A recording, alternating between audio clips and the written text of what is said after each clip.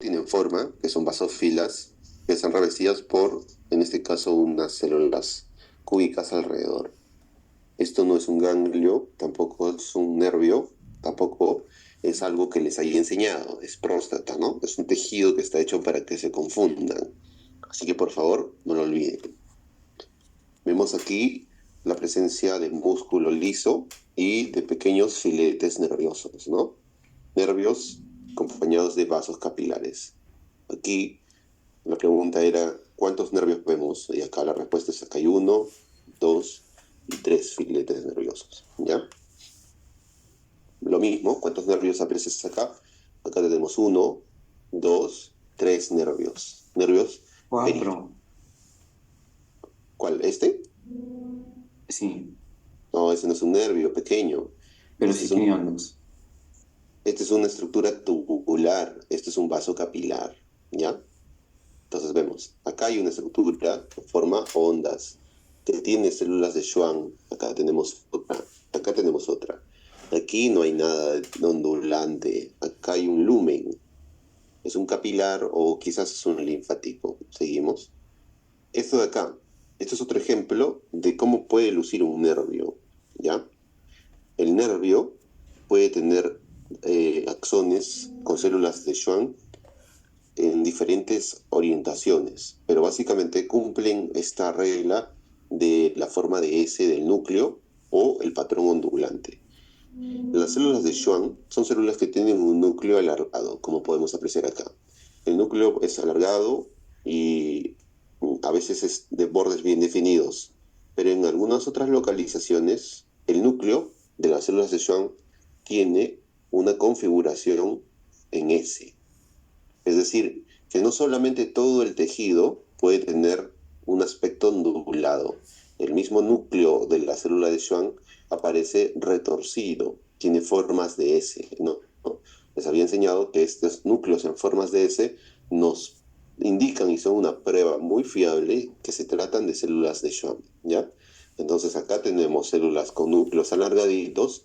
No podemos reconocer un patrón ondulante, aunque lo está, ¿no? Es apenas tenue, pero si nos fijamos, muchas células tienen estos núcleos en formas de S, estos núcleos, ¿no? Vemos retorcidos entre sí. Entonces sabemos bien que son células de Schwann y que estamos ante un nervio periférico.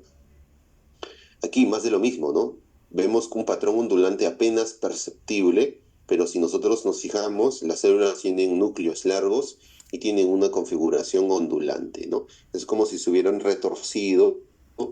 Es como si fueran gusanitos que se están desplazando. Entonces, sabemos que se tratan de células de Schwann y que estamos ante un nervio periférico.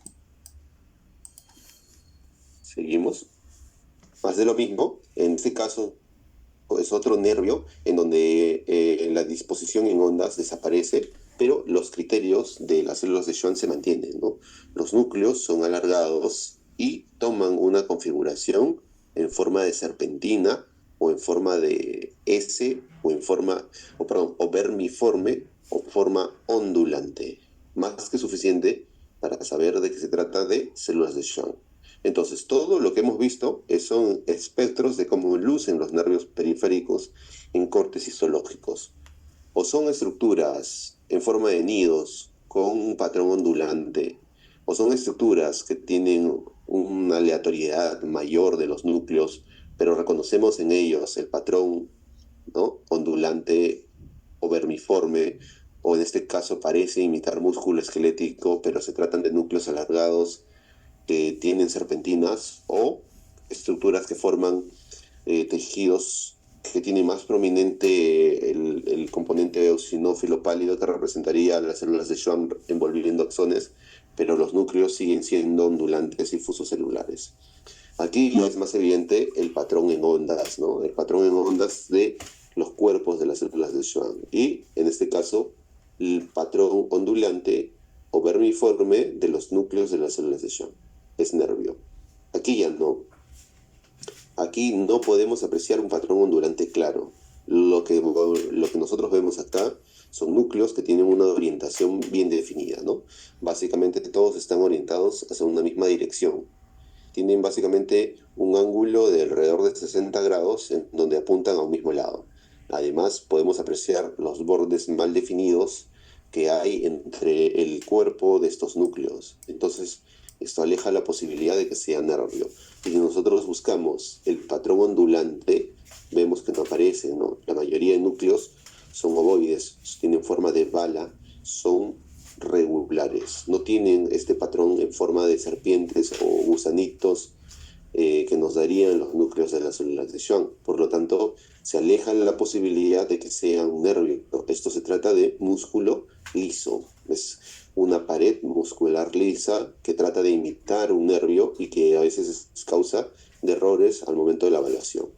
Acá vemos lo mismo, en donde si apreciamos a más detalle, podemos apreciar que apareciese un patrón ondulante que le da el aspecto de células de Schwann, pero nosotros no, como pasaba en ganglios, no nos debemos fijar solo en una o dos células, sino que veamos todo el contexto, ¿no?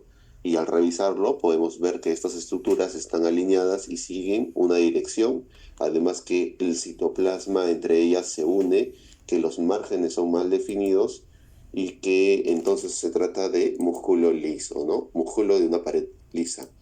Acá tenemos otro ejemplo en donde tenemos márgenes mal definidos, ¿no? Y que aparecen núcleos que no son vermiformes, que son oscuritos, pero nosotros reconocemos unas estructuras pilosas e irregulares, como pelitos, recuerden. ¿Qué era esto entonces? Estas estructuras pilosas e irregulares que aparecen en campos de sistema nervioso, esto era neurópilo, ¿no? El neurópilo clásico que separa a las células gliales, ¿no? Estas son células gliales, ¿ok? Esto de acá fue una neurona, o bueno, es una neurona, pero está en proceso de apoptosis, ¿ok? Entonces, estas estructuras son neurópilo, ¿no? Y estas células son células gliales. Las más chiquitas son, y alargaditas, son microglia, mientras que las más redonditas y en forma de moneda son oligodendrocitos. Aquí vemos más ejemplos de células de la microglia y células oligodendrocíticas junto con el neurópilo, ¿no? Como pelitos, como pequeños tabiques, como los pelitos de una ovejita. Más de lo mismo, pero ya con un campo de baja potencia, ¿no? En donde podemos ver muchos núcleos de células gliales y la aparición del neurópilo. El neurópilo son esas estructuras granulares que a veces forman pelitos que nos permiten, ¿no?, orientarnos acerca de dónde estamos.